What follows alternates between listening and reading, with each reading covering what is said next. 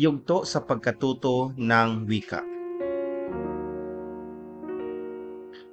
Ayon sa pag-aaral ng mga linguists, hindi raw basta ginagaya ng mga bata ang wikang kanilang naririnig.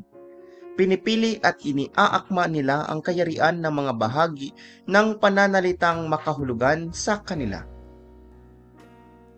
Ang mga bata ay active learners at hindi passive learners. Sa simula, ang mga bokabularyo ng mga bata ay binubuo ng pangalan, pandiwa at pang-uri. Ang mga pangkayarian ay sa bandang huli na natutuhan.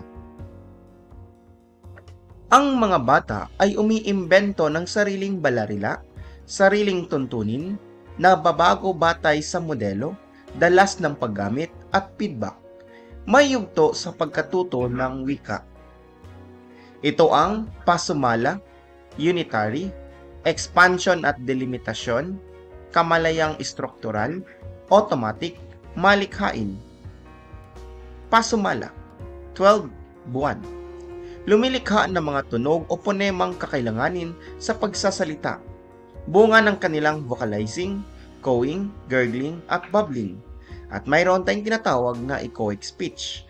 Kumbaga, ito yung paulit-ulit na sinasabi na madaling nasasabi ng isang bata. Unitary, 24 na buwan. Patuloy na lumilikha ng maliliit na unit ng tunog ang mga bata na limitado sa isang pantig.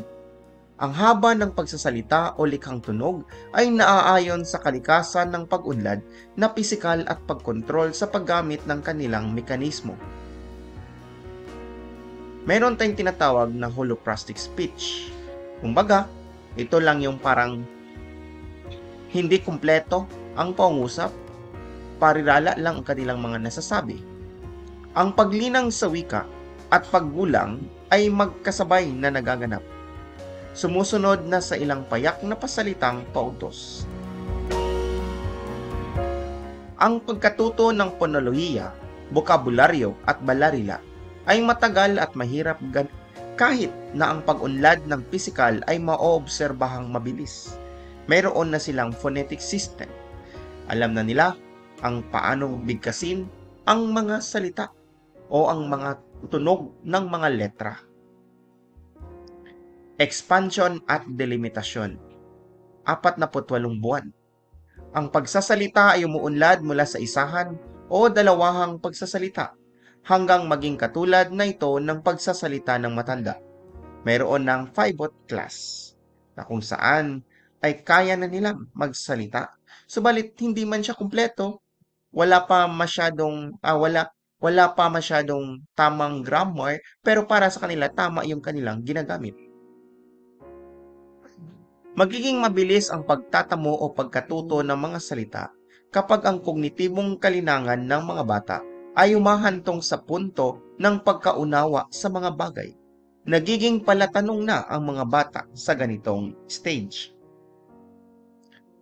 Upang hindi malunod ang mga bata sa yugtong ito ng kanilang pagsasalita, iwasan ang pagbibigay ng maraming mensahe ng batang nagsasalita.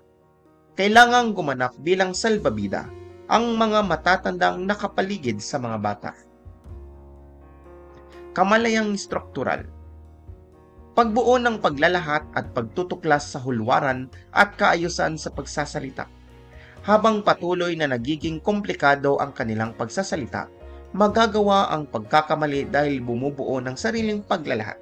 So, maaari nang bumuo ng konsepto ang isang bata na kung saan nakakadiscover na siya ng ilang mga pagkakamali.